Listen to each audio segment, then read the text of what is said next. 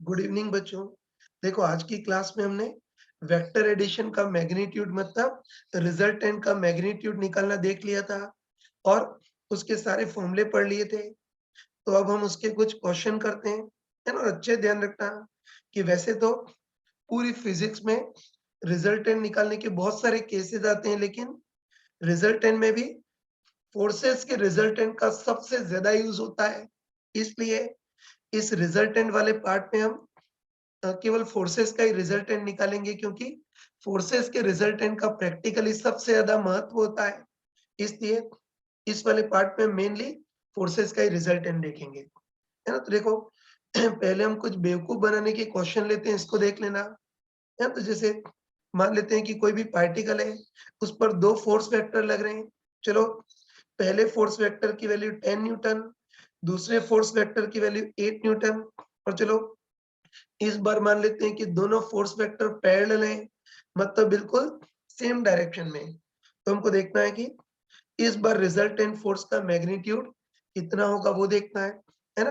तो कोई smart person हो तो, है ना, कोई स्मार्ट पर्सन हो तो बिल्कुल फीलिंग से ही बोल सकता है कि दोनों फोर्स वेक्टर बिल्कुल सेम डायरेक्शन में है, इसलिए सीधे सीधे जुड़ जाएंगे। तो बताओ इस बार रिजल्टेंट फोर्स का वैल्यू कितना होगा। सिंपली 10 प्लस 8 मतलब 18 न्यूटन, है ना।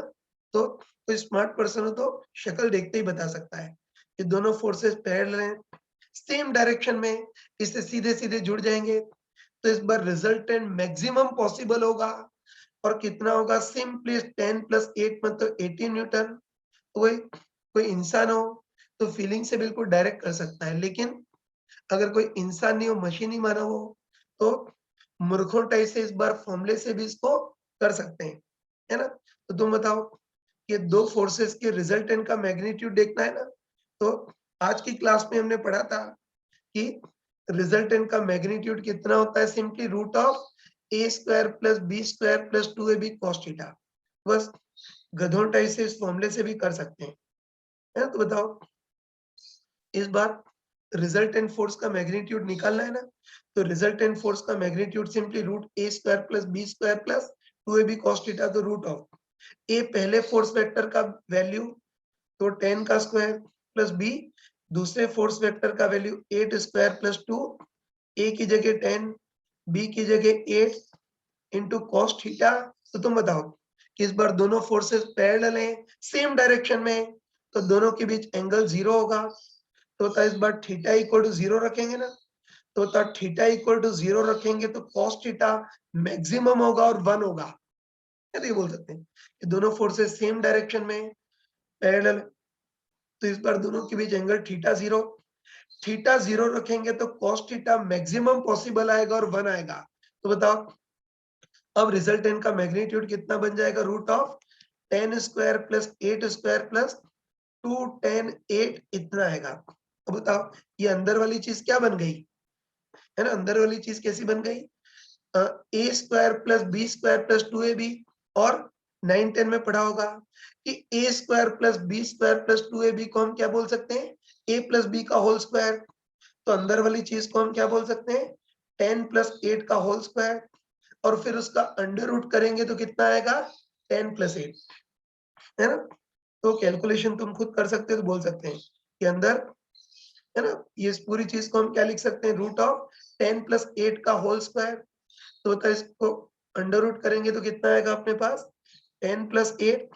मतलब बोल सकते हैं कि इस बार भी रिजल्टेंट फोर्स का मैग्नीट्यूड 10 प्लस 8 मतलब 18 न्यूटन आ गया, है ना।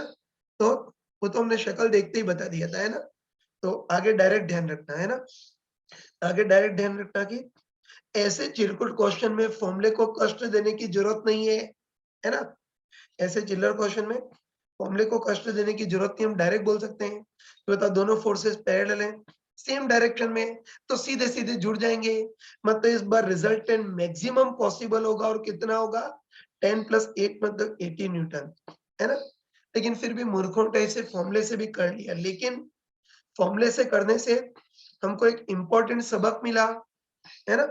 फॉर्मूले से जो किया उससे हमको इम्पोर्टेंट सबक मिला।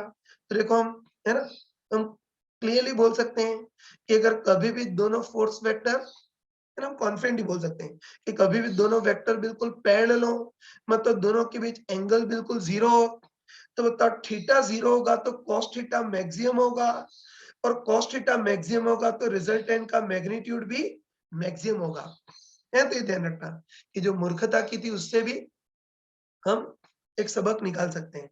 ये तो हम ये बोल सकते हैं कि कभी भी दोनों वेक्टर पैरेलल हो तो उनके बीच एंगल थीटा 0 होगा, और बताओ थीटा 0 होगा तो कॉस थीटा मैक्सिमम पॉसिबल होगा 1, और बताओ कॉस थीटा मैक्सिमम होगा तो रिजल्टेंट का मैग्नीट्यूड भी मैक्सिमम होगा, और सिंपली 10 प्लस 8 होगा, या जनरली बोल सकते हैं कि सिंपली a प्लस b होगा।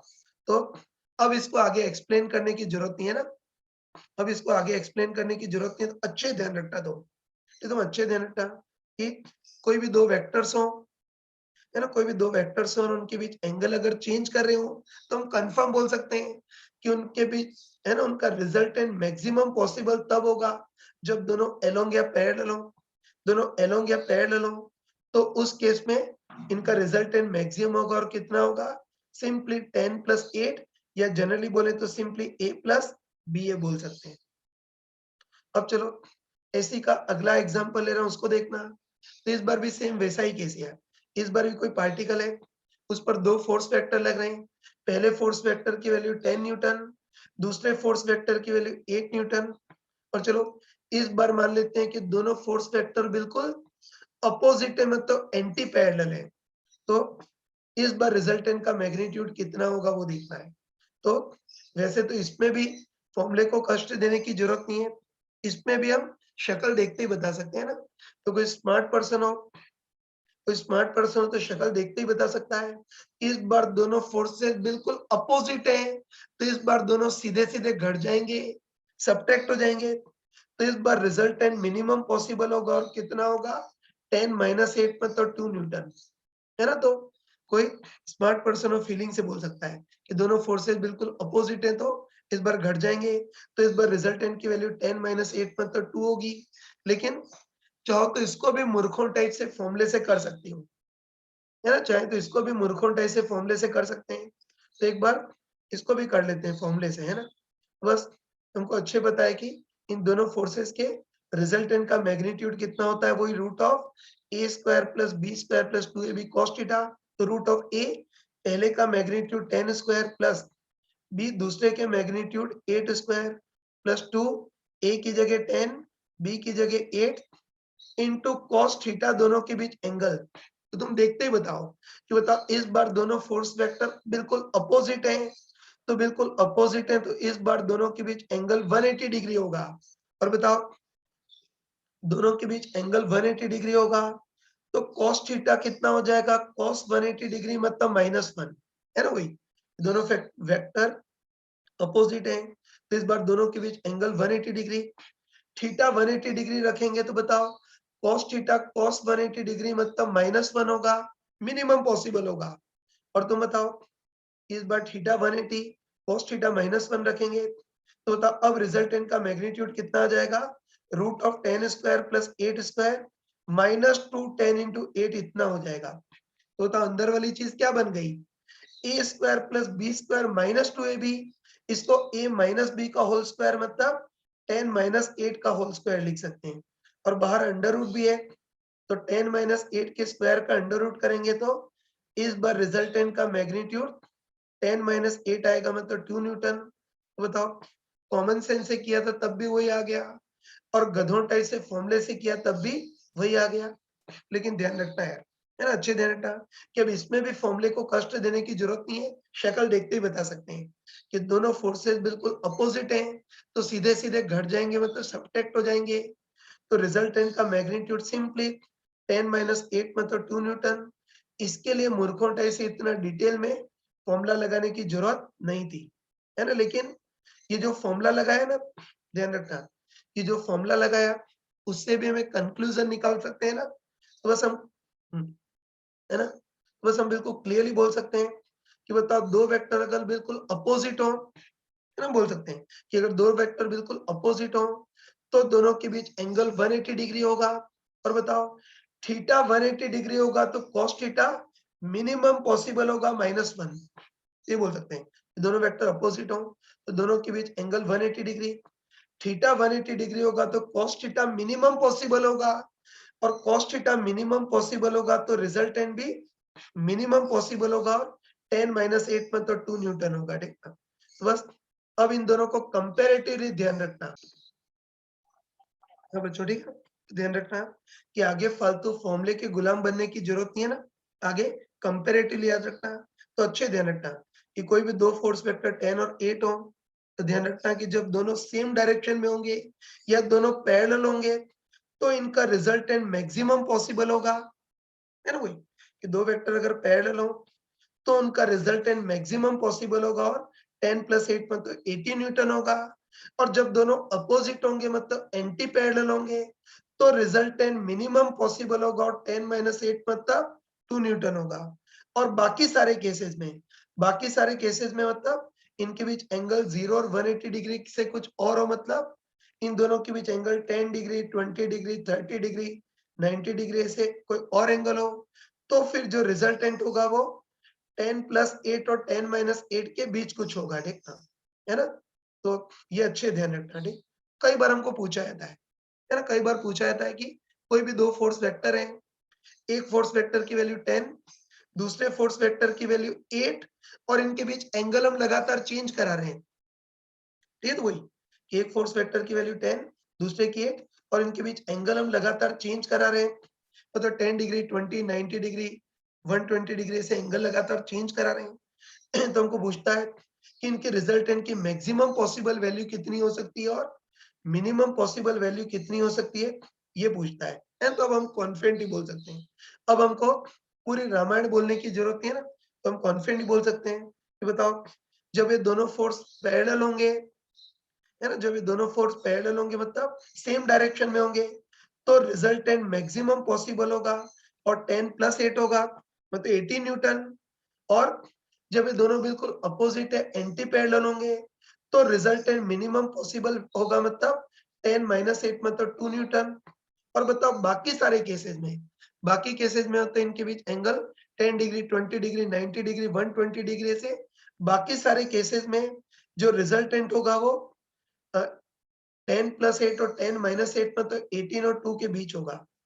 ये तो मैं लिख सकता हूँ यार, मैं आंसर लिख सकता हूँ कि रिजल्टेंट की मैक्सिमम पॉसिबल वैल्यू 80 न्यूटन होगी, रिजल्टेंट की मिनिमम पॉसिबल वैल्यू 2 न्यूटन होगी, और बाकी सारे केसेस में जो रिजल्टेंट होगा वो 2 न्यूटन और 80 न्यूटन के बीच होगा। या तो हम कंफर्म बोल सकते हैं कि अगर इनके बीच एंगल चेंज कराए, इनके बीच एंगल चेंज कराए, तो जो भी रिजल्टेंट है वो 80 न्यूटन हो सकता है, 2 न्यूटन हो सकता है, या इनके बीच में हो सकता है, लेकिन इसके बियॉन्ड नहीं हो सकता, मतलब रिजल्टेंट 90 न्यूटन नहीं हो सकता, और इसके भी बियॉन्ड मतलब 1 न्यूटन भी पॉसिबल नहीं है ना। अब देखो, अभी तो इसको वैल्यू की फॉर्म में किया, अब इसी चीज को थोड़ा सा वेरिएबल की फॉर्म में कर रहा हूँ। तो मान लेते हैं कोई भी दो वेक्टर है ना, मान लेते हैं कि कोई भी दो वेक्टर हैं, पहले वेक्टर का वैल्यू a, दूसरे वेक्टर का वैल्यू b, और इनके बीच एंगल हम चेंज करा रहे हैं, ये 0 डिग्री, 10 डिग्री, 20 डिग्री से एंगल चेंज करा रहे हैं। तो हमको देखना है कि इन दोनों के रिजल्टेंट का मैग्नीट्यूड कहां से कहां तक हो सकता है वो देखना है, बस। अब पूरी रामायण बोलने की जरूरत नहीं है, अब हम डायरेक्ट बोल सकते हैं कि बता, जब भी ये दोनों वेक्टर पैरेलल होंगे तो रिजल्टेंट मैक्सिमम पॉसिबल होगा a प्लस बी, जब भी ये दोनों बिल्कुल अपोजिट होंगे तो रिजल्टेंट मिनिमम पॉसिबल होगा a माइनस बी, और बाकी सारे केसेस में, है ना, बाकी सारे केसेस में रिजल्टेंट इन दोनों के बीच होगा, मतलब a प्लस बी और a माइनस बी के बीच होगा। तो इनका resultant maximum a plus b हो सकता है, मिनिमम a माइनस बी हो सकता है, या कुछ और एंगल होगा तो रिजल्टेंट के इनके बीच भी हो सकता है, लेकिन इनका रिजल्टेंट इसके बियॉन्ड नहीं हो सकता। तो ये सिंपल सी चीज थी, लेकिन अपने फिजिक्स में बार बार यूज होगी, तो इसको मैंने बता दिया डिटेल में। देखो बच्चों, अभी तो हमने कुछ बेवकूफ बनाने के क्वेश्चन किए थे, लेकिन अब रिजल्टेंट निकालने के कुछ मेन क्वेश्चन करते हैं जिसमें अपने फॉर्मूले का भी यूज होगा। तो चलो, सबसे पहले इसका एक कॉमन कैलकुलेशन का क्वेश्चन लेते हैं, इसको देखना। इसमें हमको दे रखा था कि 2 kg का ब्लॉक है, उस पर दो फोर्स वेक्टर लग रहे हैं, इस फोर्स वेक्टर की वैल्यू 10 न्यूटन, इसकी 8 न्यूटन, और दोनों के बीच एंगल 60 डिग्री है। क्वेश्चन के फर्स्ट पार्ट में पूछा था कि इन दोनों का जो रिजल्टेंट है, रिजल्टेंट फोर्स की वैल्यू और डायरेक्शन बतानी है। और फिर सेकेंड पार्ट में पूछा था कि इस 2 kg वाले ब्लॉक को रिलीज कर दें तो रिजल्टेंटली कितने एक्सलेरेशन से और किस डायरेक्शन में मूव करेगा वो देखना है। स्टार्ट करते हैं। तो 2 kg का ब्लॉक है, उस पर दो फोर्स वेक्टर लगा रहे हैं। इसकी वैल्यू 10 न्यूटन, इसकी वैल्यू 8 न्यूटन, और दोनों के बीच एंगल 60 डिग्री है ना। तो बस हम कॉमन सेंस से बोल सकते हैं कि इन दोनों का रिजल्टेंट बीच में ही कहीं होगा ना, है ना। वही है, 10 न्यूटन है, 8 न्यूटन है, और दोनों के बीच एंगल 60 डिग्री है। तो हम कॉमन सेंस से बोल सकते हैं कि इनका रिजल्टेंट बीच में ही कहीं होगा। और रिजल्टेंट का मैग्नीट्यूड कितना होता है बताओ? Root of A square plus B square plus 2ab cos theta. Theta निकाल लेता हूँ कि रिजल्टेंट का मैग्नीट्यूड कितना होगा। रूट ऑफ, इसको a बोल लेता हूँ तो a स्क्वायर में तो 10 का स्क्वायर, इसको b बोल लेता हूँ तो b स्क्वायर में तो 8 का स्क्वायर प्लस 2, a की जगह 10, b की जगह 8 इंटू कॉस, दोनों के बीच एंगल 60 डिग्री। अब हमको पता है cos 60 कितना होता है? हाफ। इसको सॉल्व कर लेना। तो इसको सॉल्व करोगे तो तुम्हारे पास रिजल्टेंट का मैग्नीट्यूड आएगा रूट 244, या रूट 244 को हम क्या लिख सकते हैं? 4 इंटू 61। तो था 4 का अंडर रूट तो 2 इंटू रूट 61 को ऐसे ही रहने देते हैं। बस रिजल्टेंट फोर्स का मैग्नीट्यूड 2 रूट 61 न्यूटन आ गया। बस हम कह सकते हैं कि इन दोनों का रिजल्टेंट बीच में ही कहीं होगा, इन दोनों का रिजल्टेंट बीच में ही कहीं होगा। और रिजल्टेंट का मैग्नीट्यूड कितना आ गया?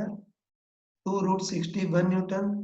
मतलब बोल सकते हैं कि इस ब्लॉक पर लगने वाला रिजल्टेंट फोर्स 2 रूट 61 न्यूटन होगा।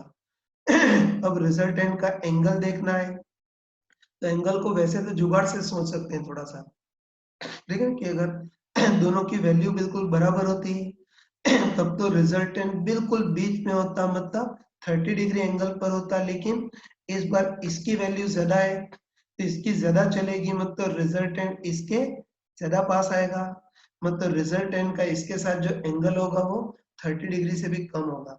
ये तो सब तुक्के थे, लेकिन अब देखना है कि रिजल्टेंट का इसके साथ एंगल कितना होगा वो देखना है। तो ये भी मैंने फॉर्मूला बताया था, इन दो के रिजल्टेंट का मैग्नीट्यूड तो root of A square plus B square plus 2ab cos theta होता है। लेकिन ये भी बताया था कि रिजल्टेंट का इसके साथ एंगल अल्फा हो तो tan अल्फा इक्वल टू कितना होता है? b sin theta upon a plus b cos theta. तो बोल सकते हैं कि रिजल्टेंट का इसके साथ एंगल अल्फा हो तो tan alpha equal to b sin theta upon a plus b cos theta. फिर बताओ, इसके साथ एंगल मेजर कर रहे हैं ना, इसके साथ एंगल मेजर कर रहे हैं उसको ए बोलते हैं, और जिसके साथ एंगल नहीं होता उसको बी बोलते हैं। बस बी तो कितना होगा? 8 साइन थीटा, दोनों के बीच एंगल 60 डिग्री, अपन ए कितना है? 10 प्लस बी कितना है? 8 cos थीटा की जगह 60 डिग्री। आगे सॉल्व कर सकते हो तुम, ये तो हमको पता है। हमको पता है कि साइन 60 कितना होता है? √3/2, और cos 60 कितना होता है? 1/2। तो इसको सॉल्व करेंगे तो तुम्हारे पास tan अल्फा इक्वल टू, ये 2 से 2 कैंसिल तो ऊपर 4√3, और नीचे कितना आ गया? cos 60 हाफ, 8 इंटू हाफ 4, और 4 और 10 14, इतना आ गया। 2 से और कैंसिल करेंगे तो tan अल्फा इक्वल टू कितना आ गया? 2√3/7। बस इसको सॉल्व किया तो tan अल्फा इक्वल 2√3/7। बस tan अल्फा 2√3/7 है तो अल्फा कितना होगा वो देखना है। तो tan अल्फा 2√3/7 है, अल्फा हम निकाल नहीं सकते ना। तो ऐसे केस में बेवकूफ बनाने का तरीका होता है कि tan अल्फा इक्वल 2√3/7 है तो अल्फा इक्वल टू हम क्या लिखते हैं? tan इनवर्स 2√3/7 ऐसा लिखते हैं, ठीक है। बस कह सकते हैं कि रिजल्टेंट का मैग्नीट्यूड तो 2√61 न्यूटन, और रिजल्टेंट का इसके साथ एंगल अल्फा हो तो अल्फा कितना होगा? tan इनवर्स 2 3/7 10 इनवर्स 2 रूट 3/7 ये निकाल लिया। तो रिजल्टेंट कंप्लीट ही निकाल लिया। ठीक, चलो इसको मैं अगले पेज पे लिख देता हूँ। ये तो 10 न्यूटन 8 न्यूटन ये दोनों फोर्स लग रहे थे ना। तो हमने देख लिया कि रिजल्टेंट इनके बीच में कहीं आएगा, और हमने देख लिया कि इस पार्टिकल पर लगने वाले फोर्सेस का रिजल्टेंट या नेट फोर्स की वैल्यू 2 रूट 61 न्यूटन, और इसका एक्स एक्सिस से एंगल 10 इनवर्स 2 रूट 3/7 होगा। ठीक, अब हमको दे रखा है कि अब इस 2 kg वाले ब्लॉक को छोड़ दिया है, तो वो रिजल्टेंटली किस डायरेक्शन में मूव करेगा और कितने एक्सेलरेशन से मूव करेगा वो देखना है। तो बस आराम से बताओ कि इस बार रिजल्टेंट फोर्स इस डायरेक्शन में लग रहा है, तो छोड़ने पर ब्लॉक रिजल्टेंटली मूव भी उसी डायरेक्शन में करेगा। बोल सकते हैं ना कि रिजल्टेंट फोर्स इस डायरेक्शन में लग रहा है तो छोड़ने पर ब्लॉक रिजल्टेंटली मूव भी इसी डायरेक्शन में करेगा। अब इसका एक्सेलरेशन कितना होगा वो देखना है बस। उसके लिए हम न्यूटन सेकेंड लॉ का यूज कर सकते हैं। तो वैसे तो हम फिजिक्स में पढ़ेंगे, लेकिन 9-10 में तुमने सुन रखा होगा कि न्यूटन सेकेंड लॉ के अकॉर्डिंग किसी भी ऑब्जेक्ट पर लगने वाला resultant force equal to mass into acceleration होता है। m को उधर ट्रांसफर करेंगे तो एक्सेलरेशन कितना हो गया, रिजल्टेंट फोर्स अपन मास। बस हम पक्का बोल सकते हैं कि ये जो ब्लॉक है, इस ब्लॉक का भी एक्सेलरेशन कितना होगा, रिजल्टेंट फोर्स अपन मास। तो द रिजल्टेंट फोर्स तो कितना है 2 रूट 61 न्यूटन अपन मास 2। तो ये इसका रिजल्टेंट एक्सेलरेशन रूट 61 मीटर पर सेकेंड स्क्वायर। बस ये रूट 61 मीटर पर सेकेंड स्क्वायर इतने एक्सेलरेशन से और एक्स एक्सिस से 10⁻² रूट 3/7 इस एंगल पर मूव करेगा। तो ये अपना कंप्लीट आंसर है।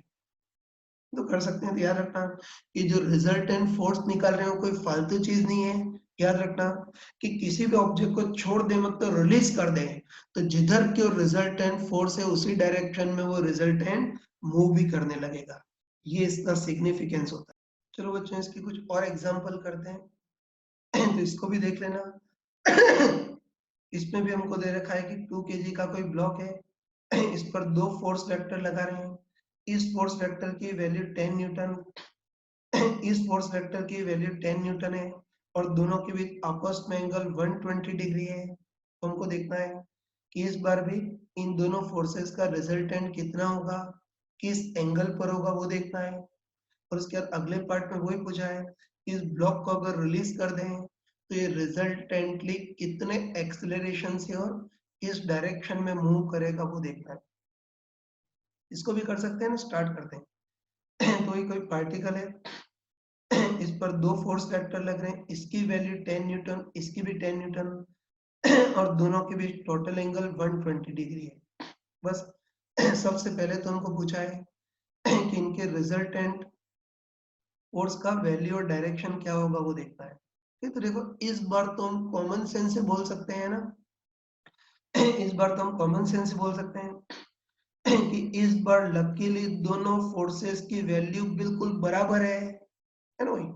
ये लकीली दोनों फोर्सेस की वैल्यू बिल्कुल बराबर है, इसलिए इस बार रिजल्टेंट बिल्कुल बीच में होगा, है ना। तो डायरेक्ट बोल सकते हैं इस बार दोनों की वैल्यू बराबर है, मतलब रिजल्टेंट बिल्कुल बीच में होगा। ये बिल्कुल बीच में होगा मतलब एंगल बाइसेक्टर के अलॉन्ग होगा, मतलब रिजल्टेंट का इसके साथ भी एंगल 60 डिग्री और उसके साथ भी 60 डिग्री, है ना। तो रिजल्टेंट बिल्कुल बीच में होगा। अब रिजल्टेंट का वैल्यू कितना होगा वो देखना है। तो उसके लिए तो हमको फॉर्मूला लगाना ही पड़ेगा। तो रिजल्टेंट का वैल्यू कितना होगा, वही root of A square plus B square plus 2ab cos theta. बस वैल्यू रख देता हूँ।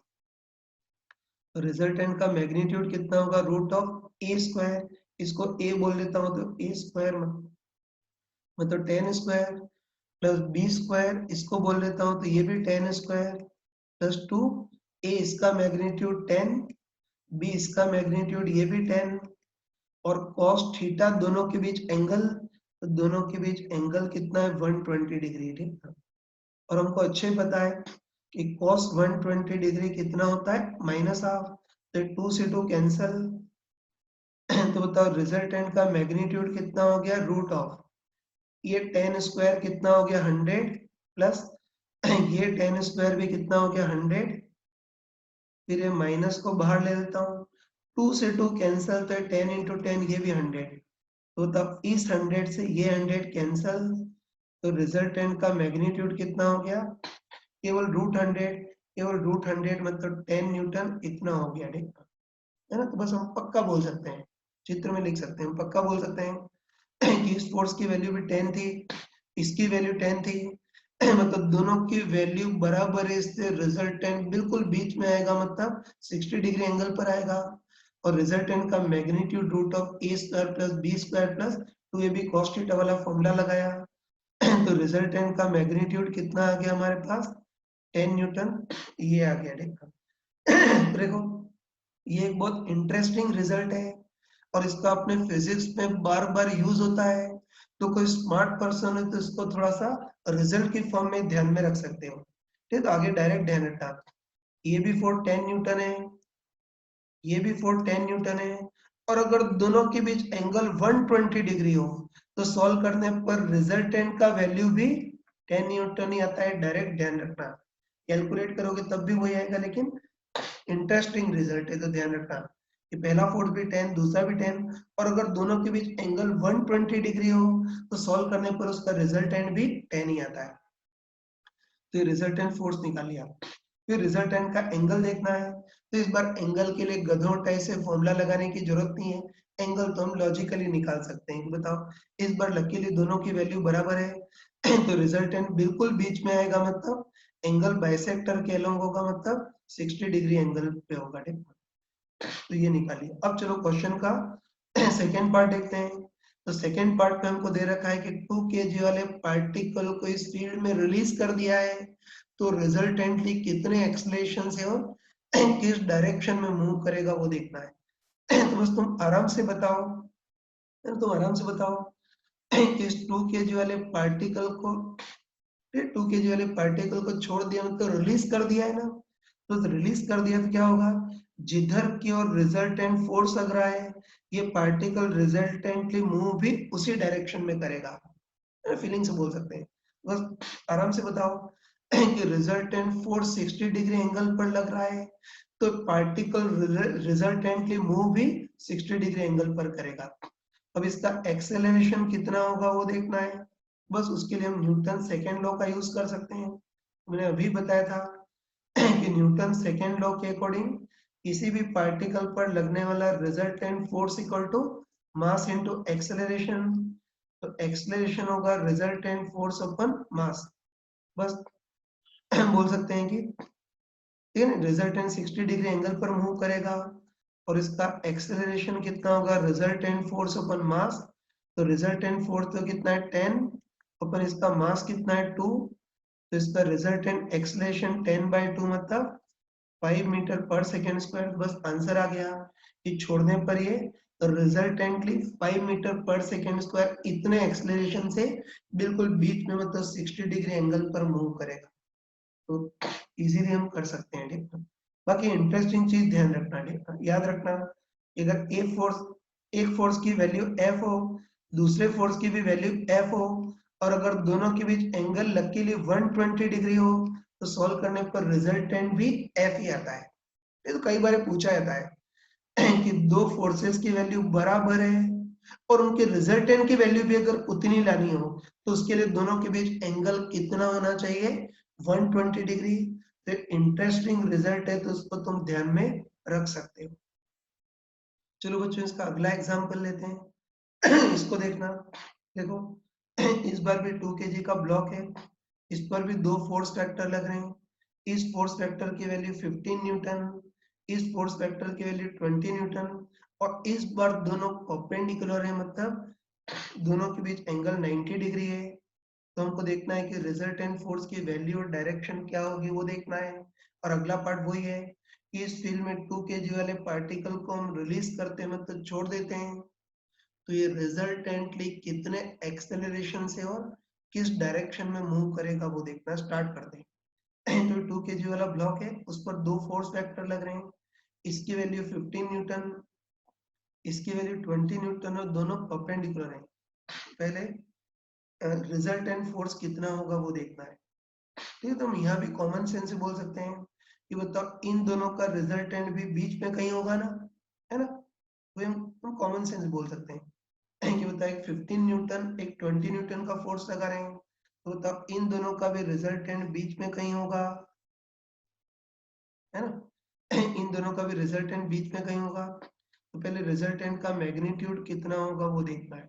तो ध्यान रखना कि अभी तक तो हमने जितने भी क्वेश्चन लिए थे उसमें एंगल 60 डिग्री 120 डिग्री कुछ और होता था, लेकिन इस बार दोनों वेक्टर परपेंडिकुलर हैं और मैंने स्पेशल केस में तुमको चमका करके याद कराया था कि अगर दोनों वेक्टर परपेंडिकुलर हो तो रिजल्टेंट का मैग्नीट्यूड सिंपली रूट ए स्क्वायर प्लस बी स्क्वायर या सिंपल शब्दों में root x square plus y square होता है। देखना, अगर बुद्धि नहीं चले तो गधों टाइप से वो जनरल फॉर्मूला भी लगा सकते हो।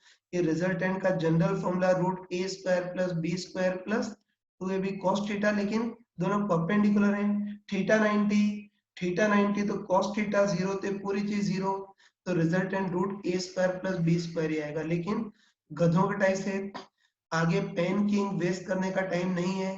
तो देखो, इसीलिए मैंने क्लास में तुमको चमका करके बताया था, तो याद रखना। आगे आगे डायरेक्ट ध्यान रखना कि अगर दोनों वेक्टर परपेंडिकुलर हो तब तो रिजल्टेंट सिंपली रूट ए स्क्वायर प्लस बी स्क्वायर मतलब root x square plus y square.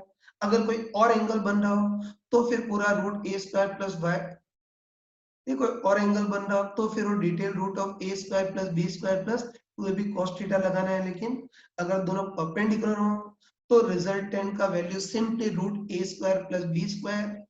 बस, इस बार दोनों फोर्सेस परपेंडिकुलर हैं तो इस बार रिजल्टेंट का मैग्नीट्यूड सिंपली रूट ए स्क्वायर प्लस बी स्क्वायर होगा, या सिंपल शब्दों में बोले तो root of x square plus y square. तो रूट ऑफ ए स्क्वायर मतलब 15 का स्क्वायर प्लस बी स्क्वायर मतलब 20 का स्क्वायर।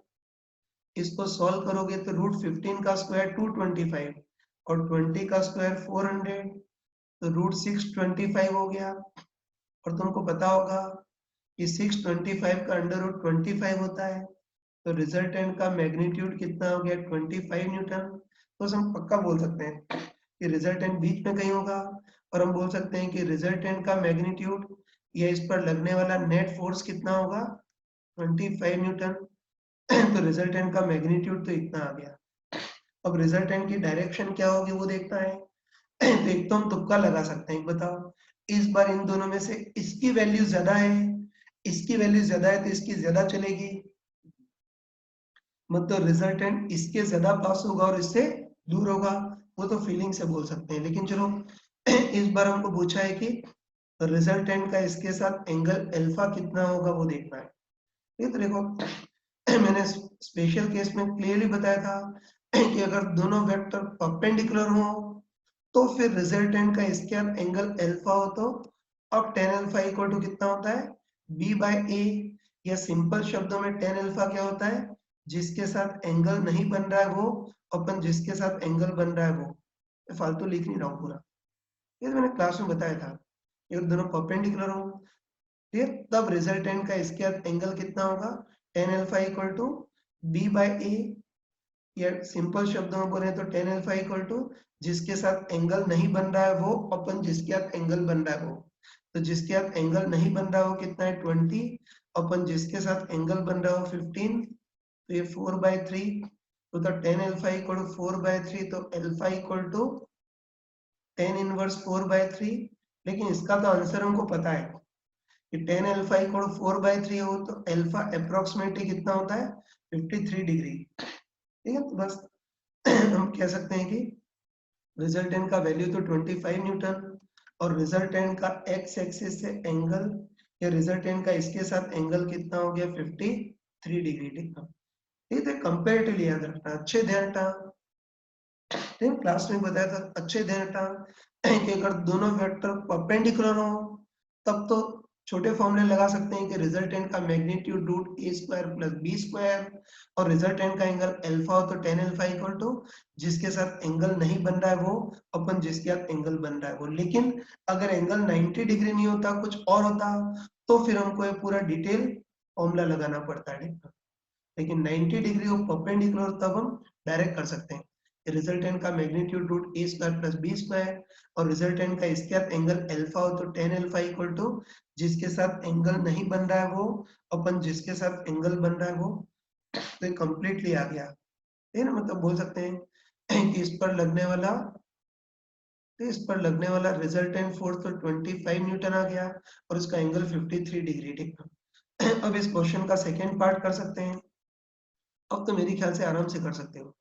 देखो सेकेंड पार्ट में हमको पूछा है कि इस फील्ड में इस 2 kg वाले ब्लॉक को बेचारे को छोड़ दिया है, मतलब रिलीज कर दिया है, तो रिजल्टेंटली किधर की ओर मूव करेगा वो देखना है ना। तो फीलिंग से बोल सकते हैं कि किसी भी ऑब्जेक्ट को अगर किस्मत के भरोसे छोड़ दें या रिलीज कर दें तब तो जिधर की ओर रिजल्टेंट फोर्स है ये रिजल्टेंटली मूव भी उसी डायरेक्शन में करेगा। तो बताओ, और रिजल्टेंट फोर्स 53 डिग्री एंगल पर लग रहा है ना। रिजल्टेंट फोर्स 53 डिग्री एंगल पर लग रहा है तो रिजल्टेंटली मूव भी 53 डिग्री एंगल पर करेगा। और इसका एक्सेलरेशन देखना है तो वही न्यूटन सेकेंड लॉ के according resultant force equal to mass into acceleration. तो एक्सेलरेशन क्या होगा, रिजल्टेंट फोर्स अपन मास, तो रिजल्टेंट फोर्स तो 25 न्यूटन अपन मास 2, तो इसका रिजल्टेंट एक्सेलरेशन कितना आएगा 25/2 मतलब 12.5 मीटर पर सेकेंड स्क्वायर। इतने एक्सेलरेशन से 55 डिग्री एंगल पर इफेक्टिवली मूव करेगा। हाँ बच्चों देखो, अब इसका एक लॉजिकल क्वेश्चन लेते हैं। हाँ बच्चों देखो, इसका एक लॉजिकल क्वेश्चन लेते हैं जिसको तुमको करना है। पहले मैं क्वेश्चन बोल लेता हूँ। तो इसमें हमको दे रखा है कि कोई पार्टिकल है, इसमें हमको दे रखा है कोई पार्टिकल है, इस पर दो फोर्स लग रहे हैं। एक फोर्स की वैल्यू 8 न्यूटन है और दूसरे फोर्स की वैल्यू 6 न्यूटन है और इनके बीच एंगल हम कितना भी रख सकते हैं। तो इनके बीच angle 0 degree, 10 degree, 50 degree, 90 degree, 180 degree है ना। इस टाइप से एंगल हम कितना भी रख सकते हैं। तो हमको दे रखा है ये दो फोर्स है, एक की वैल्यू 8 न्यूटन दूसरे की 6 न्यूटन और इनके बीच एंगल हम कितना भी चेंज कर सकते हैं। ठीक है, तो हमको देखना है कि अलग अलग एंगल के अकॉर्डिंग रिजल्टेंट अलग अलग आएगा ना। तो हमको ऐसे 6 ऑप्शन दे रखे हैं। तो हमको पूछा है कि इनमें से रिजल्टेंट की कौन कौन सी वैल्यू पॉसिबल है और कौन कौन सी वैल्यू पॉसिबल नहीं है। तो हमको ये पूछा है कि है ना इनके बीच एंगल चेंज करें तो which of the following magnitude of resultant R possible, मतलब रिजल्टेंट की कौन कौन सी वैल्यू पॉसिबल है और कौन कौन सी वैल्यू पॉसिबल नहीं है वो देखना है। ये सारे ऑप्शन दे रखे हैं 1 न्यूटन, 2 न्यूटन, 10 न्यूटन, 12, 14 और 16 न्यूटन, ये सारे ऑप्शन दे रखे हैं। ठीक, तो अच्छे ध्यान रखना कि सर इसको तुमको ट्राई करना है। 2 मिनट के लिए वीडियो को पॉज कर देना, तुम खुद ट्राई करना, उसके बाद इसका सॉल्यूशन देखना। चलो मैं एक्सपेक्ट कर रहा हूँ कि जो भी सिंसियर है उसने कर लिया होगा। अब इसको हम सॉल्व करते हैं। ठीक है, कोई किसी पार्टिकल पर 8 न्यूटन 6 न्यूटन के दो फोर्स लग रहे हैं जिनके बीच एंगल लगातार चेंज करा रहे हैं।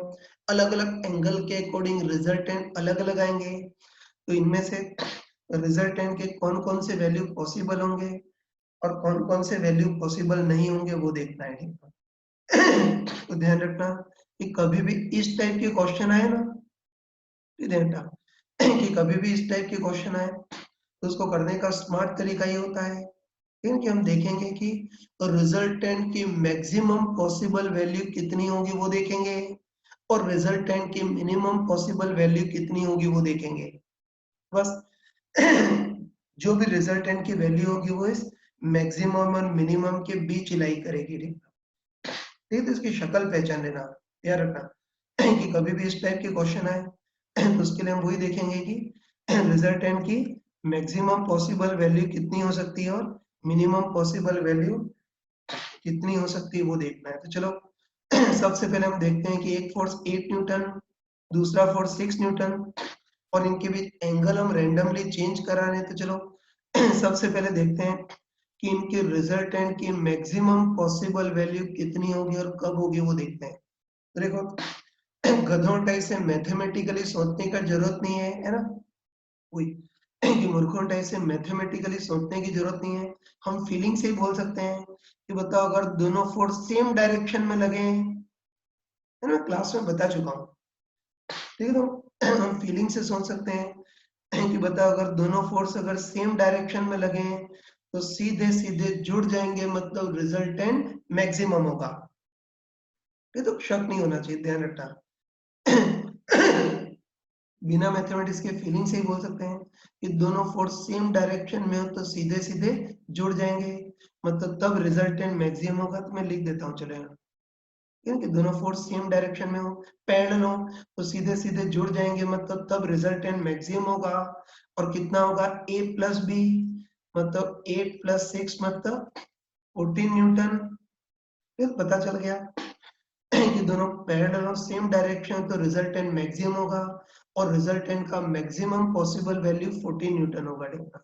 फिर बताओ अगर एंगल 0 डिग्री नहीं हो, कुछ और हो, है ना, एंगल अगर दोनों पैरेलल नहीं हो, मतलब एंगल 0 डिग्री नहीं हो, कुछ और हो, 60 डिग्री 80 डिग्री ऐसा कुछ और हो, तो फिर वो cos थीटा वाला भी फैक्टर आ जाएगा, मतलब रिजल्टेंट घटेगा। जैसे जैसे हम एंगल बढ़ाएंगे वैसे वैसे cos थीटा घटेगा, तो रिजल्टेंट भी घटेगा। और हम फीलिंग से बोल सकते हैं कि बताओ जब दोनों वेक्टर अपोजिट डायरेक्शन में होंगे तो फिर सीधे सीधे घट जाएंगे, मतलब रिजल्टेंट मिनिमम होगा। चलो एक बार देख लेते हैं कि रिजल्टेंट मिनिमम कब होगा, वो भी देख लेते हैं। तो ये भी हम फीलिंग से बोल सकते हैं, है ना। तो ये भी हम फीलिंग से बोल सकते हैं।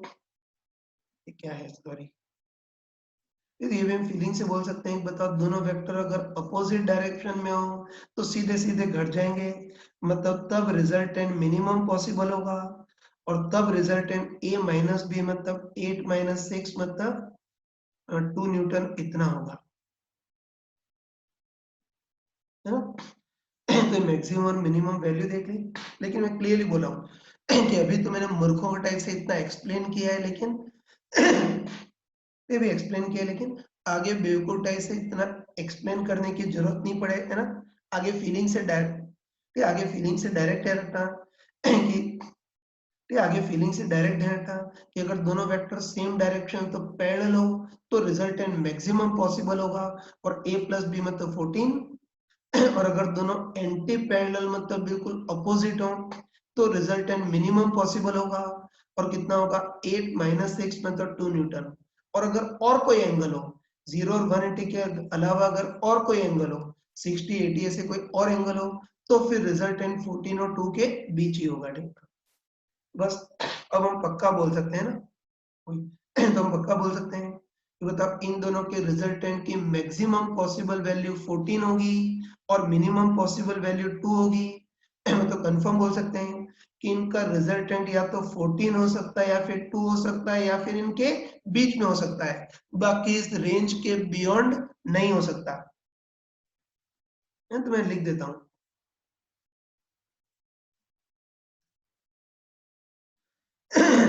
ठीक है, तो मैं लिख देता हूँ। ये तो हम देख चुके हैं, ये तो हम लिख सकते हैं। बताओ रिजल्टेंट की मैक्सिमम, हम बोल सकते हैं कि रिजल्टेंट की मैक्सिमम पॉसिबल वैल्यू 14 होगी, मिनिमम पॉसिबल वैल्यू 2 न्यूटन होगी। एकदम कंफर्म बोल सकते हैं कि रिजल्टेंट की minimum possible value 2, maximum possible value 14। तो बस रिजल्टेंट 2 भी हो सकता है, 14 भी हो सकता है, या इनके बीच में भी हो सकता है, लेकिन इस रेंज के बियॉन्ड नहीं हो सकता। बस कौन कौन से पॉसिबल हैं और कौन कौन से नहीं है वो तुम खुद चेक कर सकते हो। तो बस सबसे पहले बताओ रिजल्टेंट 1 पॉसिबल है क्या, नहीं है। अभी हम देख चुके हैं कि रिजल्टेंट या तो 2 होगा, या फिर 14 होगा, या इनके 2 और 14 के बीच होगा, इसके बियॉन्ड नहीं हो सकता। तो तब 1 तो 2 से भी कम है, तो रिजल्टेंट की वैल्यू 1 न्यूटन पॉसिबल नहीं है। 2 न्यूटन पॉसिबल है ना, 2 14 है, इनके बीच वाली सारी वैल्यू पॉसिबल है, तो 2 भी पॉसिबल है, 14 भी पॉसिबल है, और 10 और 12 इनके बीच में हो तो ये भी पॉसिबल है, लेकिन 16 जो है वो 14 से भी ज्यादा है, रेंज के बियॉन्ड है, मतलब ये पॉसिबल नहीं है। बस रिजल्टेंट की कौन कौन सी वैल्यू पॉसिबल होंगी, ये 2 10 12 और 14, ये सारी वैल्यू पॉसिबल होंगी। अब चलो, अब क्वेश्चन के सेकेंड पार्ट में पूछा है कि रिजल्टेंट की जो जो वैल्यू पॉसिबल है अगर उतना रिजल्टेंट हमको लाना है तो उसके लिए इन दोनों फोर्सेस के बीच एंगल कितना रखना होगा वो देखना है। तो चलो जिन चीजों को अपने जुगाड़ से सोच सकते हैं उसको लॉजिकली सोच लेते हैं। चलो तुम बताओ कि रिजल्टेंट की वैल्यू 14 कब होगी, जब दोनों बिल्कुल पैरेलल हो। ये हमको पता है, ये हमको पता है कि रिजल्टेंट की वैल्यू 14 या मैक्सिमम पॉसिबल कब होगी, जब दोनों वेक्टर पैरेलल होंगे। और दोनों वेक्टर पैरेलल होंगे मतलब जब दोनों वेक्टर के बीच एंगल 0 होगा तब रिजल्टेंट मैक्सिमम पॉसिबल 8 + 6 मतलब 14 होगा। 14 तब होगा जब दोनों पैरेलल हो मतलब थीटा इक्वल 0। और रिजल्टेंट 2 न्यूटन कब होगा वो भी देख सकते हैं तो हम क्लियरली बोल सकते हैं कि इनका रिजल्टेंट 2 न्यूटन मतलब मिनिमम पॉसिबल तब होगा जब दोनों वेक्टर एक दूसरे के अपोजिट होंगे। और अपोजिट होंगे तो इन दोनों के बीच एंगल कितना होगा, 180 डिग्री। ये तो जुगाड़ से निकाल लिया। ये रिजल्टेंट 14 या मैक्सिमम तब होगा जब दोनों पैरेलल हो मतलब थीटा इक्वल 0। और रिजल्टेंट 2 न्यूटन मतलब मिनिमम पॉसिबल तब होगा जब दोनों अपोजिट हो तो उसके लिए दोनों के बीच एंगल 180 डिग्री होना चाहिए। अब चलो सी ऑप्शन देखते हैं कि रिजल्टेंट 10 भी पॉसिबल है ना रिजल्टेंट 10 कब होगा वो देखना है। तो कोई स्मार्ट पर्सन हो तो कोई स्मार्ट पर्सन तो फीलिंग से बोल सकता है। तो बताओ एक फोर्स 6 न्यूटन, दूसरा फोर्स 8 न्यूटन। तो बताओ रिजल्टेंट 10 कैसे आएगा, √6² + 8² से करके, है ना। क्योंकि चालाक पर्सन होगा तो ऐसे ही करेगा कि एक फोर्स की वैल्यू 6, दूसरी फोर्स की वैल्यू 8 और रिजल्टेंट 10 आ रहा है। तो द 6 और 10, 6 और 8 का रिजल्टेंट 10 कब आता है, जब हम √6² + 8² करें। और √6² + 8² तब करते हैं जब दोनों वेक्टर परपेंडिकुलर हो। तो बस हम फीलिंग से बोल सकते हैं ना, हम फीलिंग से बोल सकते हैं कि रिजल्टेंट √6² + 8² मतलब 10 कब आएगा, जब दोनों वेक्टर परपेंडिकुलर हो मतलब थीटा इक्वल टू 90 डिग्री हो। तो स्मार्ट पर्सन होगा तो ऐसे ही करेगा, स्मार्ट पर्सन होगा तो ऐसे ही करेगा। एक फोर 6, दूसरा 8 है और रिजल्टेंट 10 आ रहा है मतलब √6² + 8² आ रहा है मतलब रिजल्टेंट √a² + b² आ रहा है। तो तभी पॉसिबल है जब दोनों परपेंडिकुलर हो तो उसके लिए एंगल 90 डिग्री होना चाहिए। लेकिन अगर किसी की इतनी बुद्धि नहीं चले तो बस गधों टाइप से फॉर्मूला लगा दो कि तो पहले फोर्स की वैल्यू 6, दूसरे की 8 और रिजल्टेंट 10 लाना है। तो बस रिजल्टेंट का जनरल फॉर्मूला लगा दो। बताओ रिजल्टेंट का जनरल फॉर्मूला क्या होता है, √a² + b² + 2ab cos theta. गधों टाइप से वैल्यू रख दो। बताओ इस बार हमको रिजल्टेंट कितना लाना है, 10 इक्वल टू √a कितना है 8 का स्क्वायर, b कितना है 6 का स्क्वायर प्लस 2, a की जगह 8, b की जगह 6 इंटू cos थीटा। इसको आगे सॉल्व कर लेना, मैं चलो सॉल्व इधर कर रहा हूँ। बताओ अंडर से बचने के लिए दोनों स्क्वायर करेंगे तो 10 का स्क्वायर तो कितना हो गया 100 इक्वल टू अंडर हट जाएगा ना, 8 का स्क्वायर 64, 6 का स्क्वायर 36 प्लस ये 2 इंटू 48 मतलब 96 इंटू cos थीटा। तो बताइए 64 + 36 100, 100 से 100 कैंसिल हो गया तो 96 cos थीटा इक्वल 0। तो cos थीटा इक्वल भी 0 और cos थीटा 0 कब होता है, थीटा इक्वल 90 डिग्री पर। तो रिजल्टेंट 10 लाने के लिए थीटा 90 डिग्री। लेकिन मेरे ख्याल से कोई महामूर्ख ही होगा जो इतना सारा कचरा करेगा। चालाक पर्सन तो डायरेक्ट कर सकता है कि 6 और 8 से 10 कब आता है, जब √6² + 8² करें और रिजल्टेंट √6² + 8² तभी होगा जब दोनों परपेंडिकुलर हो। तो उसके लिए दोनों के बीच एंगल 90 डिग्री। तो इन चीजों को तो जुगाड़ से कर लिया। अब डी ऑप्शन देखते हैं तो रिजल्टेंट 12 न्यूटन भी पॉसिबल है ना, ये भी 2 और 14 के बीच है मतलब 12 न्यूटन भी पॉसिबल है तो हमको देखना है कि इन दोनों का रिजल्टेंट 12 न्यूटन लाने के लिए अब दोनों के बीच एंगल कितना होना चाहिए वो देखना है। तो बताओ अब कोई भी जुगाड़ काम नहीं कर रहा है, अब उनको शरीफों के टाइप से ये फॉर्मूला लगाना ही पड़ेगा। तो बस वही भगवान का नाम लेकर के रिजल्टेंट का फॉर्मूला लगाएंगे। उसमें a की वैल्यू 8, b की वैल्यू 6 और इस बार रिजल्टेंट कितना लाना है 12, तो रिजल्टेंट 12 लिख देंगे। जगह खत्म हो गई इसलिए अगले पेज में कर रहा हूँ। ये तो जो ये कौन सा ऑप्शन है यार, डी ऑप्शन। तो डी ऑप्शन में जुगाड़ नहीं लग रहा है तो शरीफ और ऐसे फॉर्मूला ही लगाते हैं। तो हमको पता है अगर दो वेक्टर हो तो उनके रिजल्टेंट का मैग्नीट्यूड कितना होता है, root of A square plus B square plus 2ab cos theta. बस वैल्यू रखते हैं। बताओ ये जो डी पार्ट है उसमें रिजल्टेंट का मैग्नीट्यूड कितना लाना है, 12। तो रिजल्टेंट का मैग्नीट्यूड हमको 12 लाना है, equal to root of A square. तो पहले फोर्स की वैल्यू कितनी है, 8 स्क्वायर प्लस बी स्क्वायर, तो दूसरे फोर्स की वैल्यू 6 स्क्वायर प्लस 2, ए की जगह 8 बी की जगह 6 इंटू कॉस थीटा निकालना है, तो इसको ऐसे ही रहने दो बस। अब ढंग से सॉल्व करते हैं। बताओ अंडर रूट से मुक्ति पाने के लिए दोनों स्क्वायर करते हैं। तो 12 का स्क्वायर करेंगे तो 144 इक्वल टू, स्क्वायर करेंगे तो अंडर रूट हट जाएगा ना। बताओ 8 स्क्वायर कितना हो गया, 64, 6 स्क्वायर 36 प्लस ये 2 इंटू 8 इंटू 6 कितना हो गया, 96 इंटू कॉस थीटा, इतना हमारे पास आ गया है।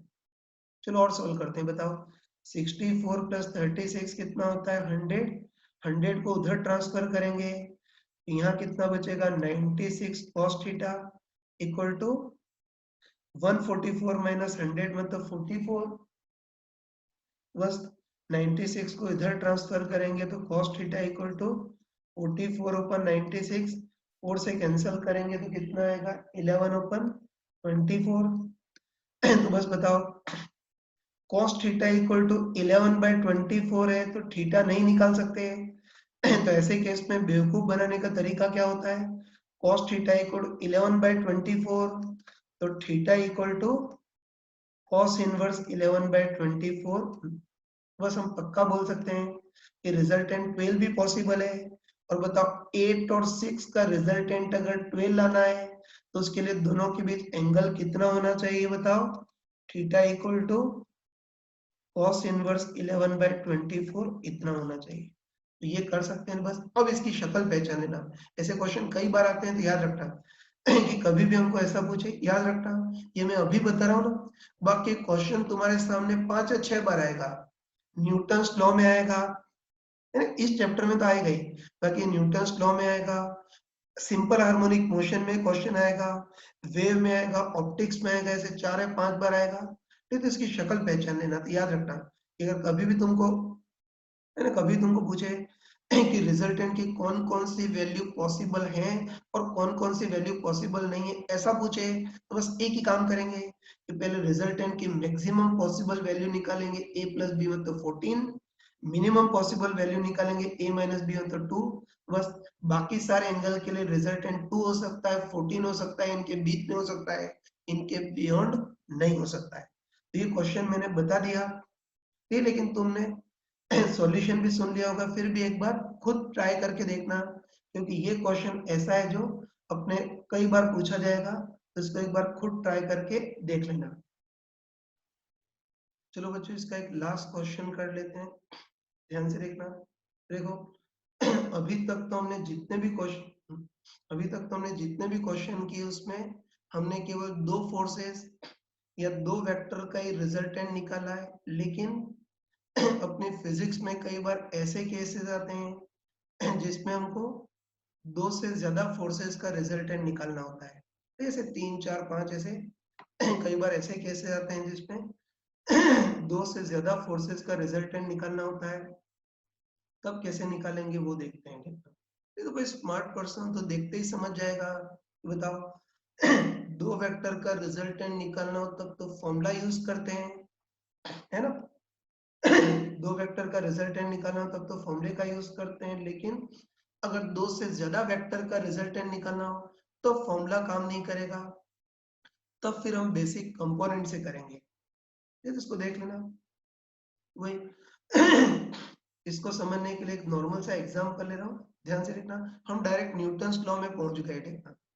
तो इसका एक एग्जांपल ले रहा हूँ, ध्यान से देखना। देखो हमको दे रखा है कि m इक्वल टू 10 kg मास का कोई पार्टिकल है, ठीक है ना। कोई 10 kg मास का कोई पार्टिकल है, इस पर तीन फोर्सेस लग रहे हैं। तो देखो इस फोर्स की वैल्यू 50 न्यूटन है और एक्स एक्सिस से 37 डिग्री एंगल पर है। फिर इस फोर्स की वैल्यू 20√2 न्यूटन है जो वाई एक्सिस से 45 डिग्री एंगल पर है। और तीसरे फोर्स की वैल्यू 10 न्यूटन है, ये माइनस वाई डायरेक्शन में लग रहा है, मतलब साउथ डायरेक्शन में लग रहा है। तो देखो ये देखो सबसे पहले हमको पूछा है कि पार्टिकल पर लगने वाले रिजल्टेंट फोर्स का मैग्नीट्यूड और डायरेक्शन क्या होगी वो पूछा है। और सेकेंड पार्ट में वही पूछा है कि इस 10 kg वाले पार्टिकल को इस फील्ड में रिलीज कर दें तो वो रिजल्टेंटली कितने एक्सेलरेशन से और किस डायरेक्शन में मूव करने लगेगा वो देखना है। ठीक है, स्टार्ट करते हैं। तो ये 10 kg का पार्टिकल है और उस पर ऐसे तीन तीन फोर्स लग रहे हैं। अब इन तीन तीन फोर्सेस का रिजल्टेंट कैसे निकालें वो देखना है ना। तो मैंने तुम है ना, हम बिल्कुल क्लियरली सोच सकते हैं, है ना, कॉन्फिडेंटली सोच सकते हैं कि अगर केवल दो फोर्सेस का रिजल्टेंट निकालना होता तब तो हम फॉर्मूले का यूज करते हैं, है ना, अभी बताया कि दो फोर्सेस का रिजल्टेंट निकालना हो तब तो इस फॉर्मूले का यूज करते हैं, लेकिन अगर दो से ज्यादा फोर्सेस का रिजल्टेंट निकालना हो तो फिर फॉर्मूला काम नहीं करता, तब हम फिर बेसिक कंपोनेंट से करते हैं।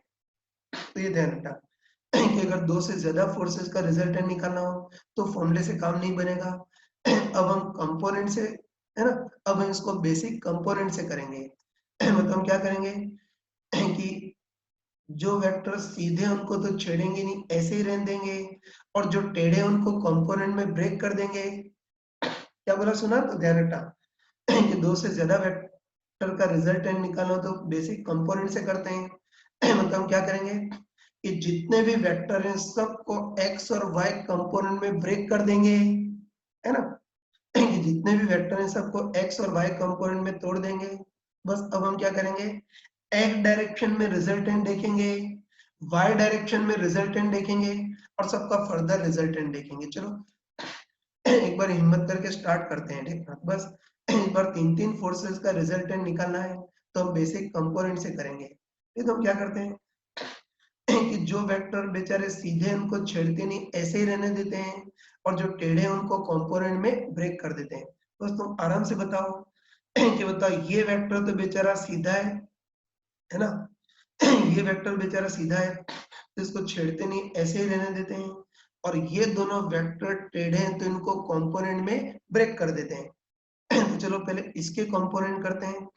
तो एक कंपोनेंट करने का मैंने फास्ट मेथड बताया था कि सबसे पहले कंपोनेंट की डायरेक्शन देखेंगे। तो तुम आराम से बताओ कि इसका एक्स कंपोनेंट बताओ आगे की ओर होगा या पीछे की ओर, आगे की ओर। तो हमको साफ साफ दिख रहा है कि इसका एक्स कंपोनेंट आगे की ओर होगा और वाई कंपोनेंट किधर की ओर होगा, ऊपर की ओर। और वैसे इसके भी कंपोनेंट कर लेते हैं। ठीक, तुम आराम से बताओ कि बताओ ये फोर्स पीछे की ओर है ना, तो इसका एक्स कंपोनेंट तो पीछे की ओर होगा और वाई कंपोनेंट ऊपर की ओर होगा। चलो पहले इसके कंपोनेंट करते हैं। ठीक है, तो देख चुके हैं इसका x कंपोनेंट आगे और y कंपोनेंट ऊपर की ओर। अब कंपोनेंट की वैल्यू देखते हैं। तो वैल्यू के लिए एक ही कंसेप्ट कि जिसके साथ एंगल बनता है वो cos कंपोनेंट। तो बताओ ये 50 न्यूटन है और इसके साथ एंगल बन रहा है मतलब cos कंपोनेंट होगा, तो ये कितना होगा 50 का cos 37, और इसके साथ एंगल नहीं बन रहा है मतलब sin कंपोनेंट होगा, तो 50 का sin 37। चलो वैल्यू भी देख लेते हैं। तो ये 50 और cos 37 4/5, तो ये 40 आ गया। और ये कितना होगा 50 इंटू साइन 37 3/5, तो ये कितना आ गया 30। तो इसके तो कंपोनेंट कर लिए। ठीक, अब चलो अब हम इसके कंपोनेंट करते हैं। तो इसका x कंपोनेंट तो पीछे और y कंपोनेंट ऊपर, वैल्यू देखते हैं बस। ये बता 20√2 है और इस बार इसके साथ एंगल बन रहा है मतलब ये cos कंपोनेंट होगा, है ना, तुमको बताया इस बार इसके साथ एंगल बन रहा है मतलब ये cos कंपोनेंट होगा, तो ये कितना हो जाएगा 20√2 का cos 45। लिख देता हूँ, इसके साथ एंगल बनेगा मतलब cos कंपोनेंट, तो ये कितना होगा 20√2 का cos 45, और इसके साथ एंगल नहीं बन रहा मतलब साइन कंपोनेंट होगा, ये 20√2 का साइन 45 होगा। ठीक, वैल्यू भी रख देते हैं। तो ये कितना है 20√2 इंटू कॉस 45 1/√2।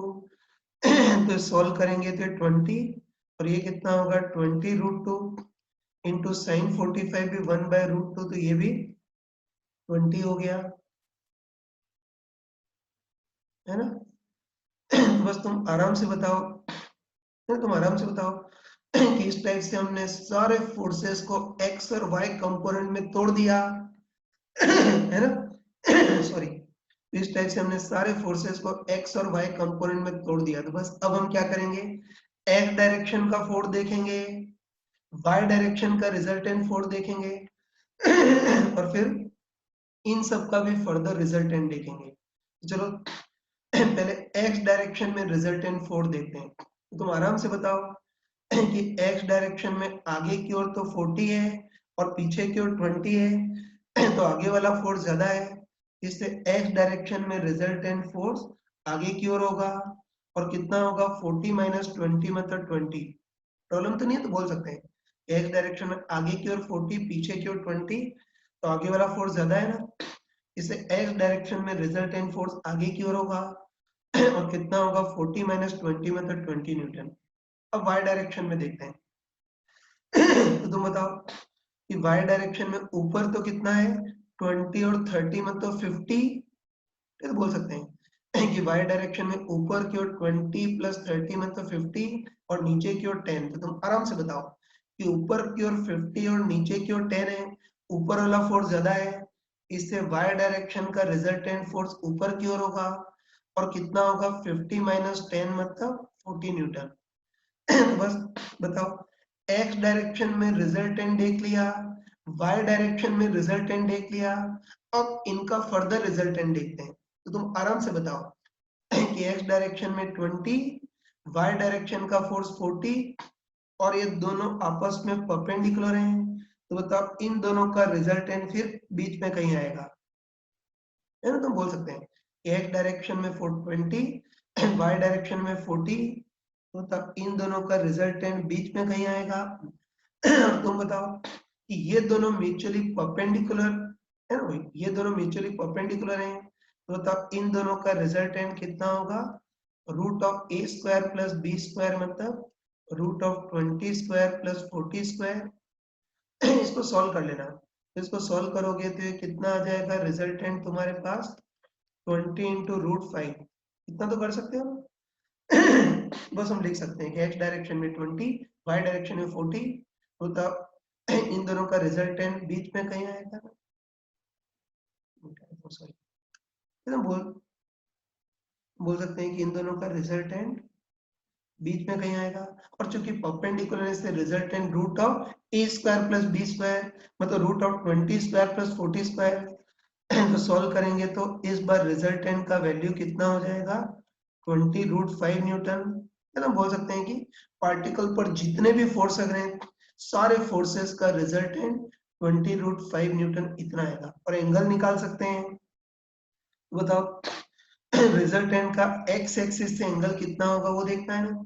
तो बताओ रिजल्टेंट का इसके साथ एंगल अल्फा हो तो tan अल्फा इक्वल टू क्या होगा, जिसके साथ एंगल नहीं बन रहा है वो अपन जिसके साथ एंगल बन रहा है वो, बताया था ना। तो ध्यान रख, दोनों परपेंडिकुलर है तो रिजल्टेंट की वैल्यू तो रूट ए स्क्वायर प्लस बी स्क्वायर और रिजल्टेंट का इसके साथ एंगल अल्फा हो तो tan अल्फा इक्वल टू जिसके साथ एंगल नहीं बन रहा वो कितना है 40, अपन जिसके साथ एंगल बन रहा है वो 20, तो 40/22।